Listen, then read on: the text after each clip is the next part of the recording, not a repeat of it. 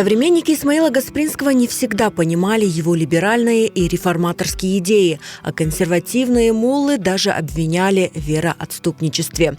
Но Гаспринский не просто был верующим человеком, но и подтверждал свои идеи и стремления конкретными делами. Bu adamның 6 balası var edi, biz bilemiz, 3 oğlu 3 kızı. Bu adam bulardan gayrı bir Müslüman olarak daha 2 bala çıkala özün korantasına, yetim kalgan balaçıklarını, onlarını östüre, evlendire ve vasiyetinde onlara belli bir kısım neler vasiyet etti. Her yıl oraza vaktinde Bahçesaray'da güzel bir fırın var edi. O fırını kiraga tuta, bir aylık parasını bere ve bir aylık çıkargan, pişirgen otmegini bedava isteklilerge dağıta edi. Gasprinski bir şahs olarak. Kimse o gibi yapmadı.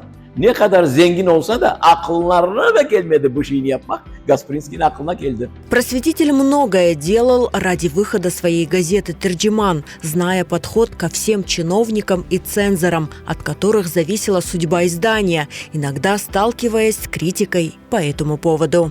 20 yıllık, 25 yıllık юбилейі olgan edi gazetanın юбилейі.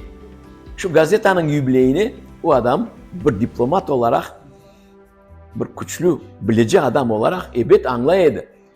Gubernatörünü çağırmak gerek, jandarma başını çağırmak gerek ve gazetanın, yani gazetanı kapatmaması için, gazetanı tutmak için gerekli adamlarla koşulmak, onlarla münasebet etmek ve hakikaten bir kere onu toktatmadılar. Şayet bu adam çağıraydı o banketke, jubiley banketini, o gubernatörlerini, hanımlarıyla beraber geleydi. Ve bazı da o tekstlerde geçe. Дамам по русскому обычаю было предложено шампанское. Ona adamlar vay bu alkol de, bu demek Müslümancılık deyip kıyamet kopararlar ve şayet bu adamı başka türlü başlayırlar kabul etmeye ve göstermeye. Bellesin bir türlü böyle bir aytılacak gibi bir ayıp değil, aytılacak gibi bir kusur değil.